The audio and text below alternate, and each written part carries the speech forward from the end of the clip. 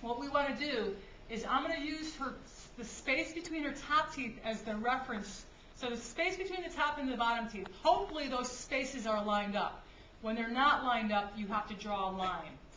You'll have to mark their tooth. But if they are lined up, I'm going to have her deviate to one side, and I'm going to use the space between the teeth as the reference. So just open up a little, no, not even that much. Just open up, that's perfect. Glasses on. Okay. Go this way. Yep. And she's got 13 millimeters of right deviation. And let's go the other way. Come back to the middle again. Okay, now go that way. 14 of left. So our deviation is good.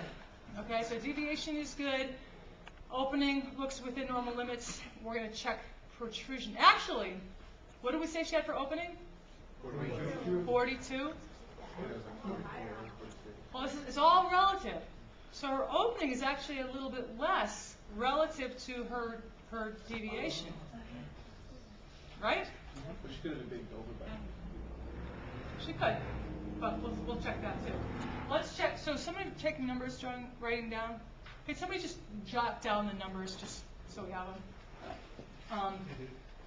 What I also want to do is just check protrusion. So I'm just having you bring your jaw forward as far as you can. Forgetting this part.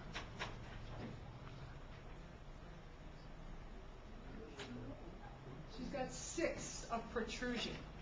Okay? So now we're going to do the total movements. Okay, total measurements. So just bring your teeth together. All right? Her overjet is 1 millimeter. Overjet. So total protrusion is what? 7. Okay? Now we're going to do overbite. And do you mind me just marking your pen? So just put your teeth together. I'm just going to draw this line. Oh, it's fine. I just didn't open it up. Is this a pen? It's a pencil. No, the lead will wash out of your system in a couple of days. Don't worry. You'll have a little hair fall out. It's not, not a big deal. A little lead poisoning, we all get it. Just keep them up close. Oh, it's all good. All right, now open up a little bit more. So, 2 millimeters. Okay. So she's got a 2 millimeter overbite. So now her total opening is what? 44. Okay. So are we seeing any deficits in range? Not so much. Okay. So what are we thinking? Liar. What's that? Maybe until they stitched her up, Maybe it's more of something in her mouth and oral fixation. Let's do some resistance tests. So just open your mouth a little bit. So we're going to keep her in neutral. I want you to hold and don't let me close. Hold. How's that? Okay. Now hold. This is what I talk about in terms of poking over the chin. Instead of putting your fingers in their mouth, you could do that, but some people just don't get it when you say close or hold. They just close. So I just hook on the chin. And I'll say, okay, just hold and don't let me open your mouth, okay? So hold strong. Any discomfort with that? Okay, so that's masseter and temporalis, basically. Bring your jaw forward, and hold it. Hold. Anything with that? And then I could go in and try to pull her out. I'll just show you how to do that for protrusion, or retraction. So open up a little bit. Yep. And just hold and don't pull your teeth. You okay with that? Good. Now hold and don't move your jaw that way. So just hold strong. Hold. Good. And hold. You're okay with that? All right. So this seems intra or extra articular to you guys. What would you think? Extra. Because there's no muscle issues. I'm thinking it's extra. I'm not thinking it's intra. Her protrusion is really good, okay? Right now, she's got good range, but on another day, your range would not be so good. If it was a joint problem, it wouldn't be so dynamic like hers is. So hers, some days she wakes up, it's really tight. It might take a while to loosen up. Other days, it doesn't loosen up all day. If it was purely a joint issue, it would be tight all the time. Joints don't kind of come and go in terms of tightness. Muscle tension does. So now we're going to do some palpation. So I'm going to have you head up that way. And So most C-Rex doesn't really apply? not so much. No, that's what I was saying. It's not, it doesn't, it's not very sensitive. It is not very sensitive. So I would definitely, the CRX stuff is not very reliable in this type of a situation.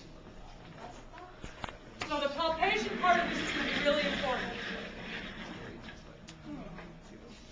So I'm going to go with the suboccipitals first. I just want to see what's going on, because she definitely has a forward head posture. And is there any tenderness under here? Okay. So left suboccipitals are tight and TTP. Okay, you feel that? Not happy, right? Okay. So she's not so great. Just suboccipitals. Bring your head. Actually, do me a favor, Liz. Scoot over. I hate this hole in the table. Scoot your whole body over a little bit so your head is off. There we go. Okay.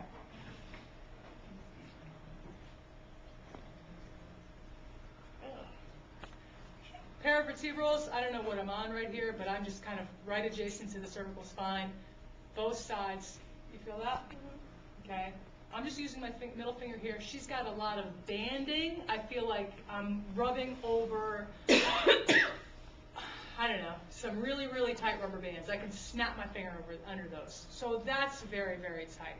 Okay, very tight and tender. Okay, now her neck movement is fine. Let's get down to the upper traps. I also look at first rib. Is there any issues with first rib mobility here? Which she looks okay, a little bit tight here. Is that sore? This is she has a little bit of an elevated. Did we ever go over first rib stuff with you guys? When you kind of come in this position, you can feel the first rib. Find the clavicle, come straight back, posterior. She's elevated on the left side. She's also a little bit tight. When I push down, it doesn't give. This side, you feel how it's like moves nicely. This side, a little bit tighter. Can you tell that? Can you feel the difference? So she has a little bit of an elevated first rib on the left side. Let's not worry about that for now. Upper traps are very tight. I'm going to find the levator in through here, which is, levator is easier to palpate in prone. How's the right side? Left side hurts more, or the right side? Okay. Levators are tight, upper traps are tight, everything is tight. Now I'm not even at the TMJ yet. So now let's do mandible. So what I want you to do, okay. So here is where I can snap my finger over her masseter. Okay. Could you feel me doing that? So I'm on the right side. Snap, snap, snap. Feel that? Okay. Is that tender? It was more on this side, yes. Okay. So this is where you have to just have good hand palpation skills. Her masseters are extremely tight and tender to palpation. Okay, right worse than the left. Temporalis up through here. Any discomfort up through here? Temporalis is okay. Nothing? Okay. So what's Liz need? What's she got? She needs a little TLC. Her body needs a little love. You need so what does she need? I mean, if you saw her, what's the first thing you would do? Posture. We got to talk about posture. We got to talk about resting position. A night guard actually would not be a bad idea for her, because what does a night guard do? Well, I can tell you. I mean, it keeps her in a more open pack position. So that's not a bad idea. I would, especially the fact that she wakes up worse in the morning. That's kind of a no-brainer. So that would make me think we definitely need some kind of night guard. There are cheap ones on the market that the dentist, they can do in the dentist's office, maybe $100 or something like that, which is worth it. But that would definitely be something that she should use at night. I don't know if I don't know if you know if you're grinding or clenching your teeth. Do you know? I think I clench. I don't know. Get off the two pillows. What's that? Get off the two pillows. Get rid of the two pillows.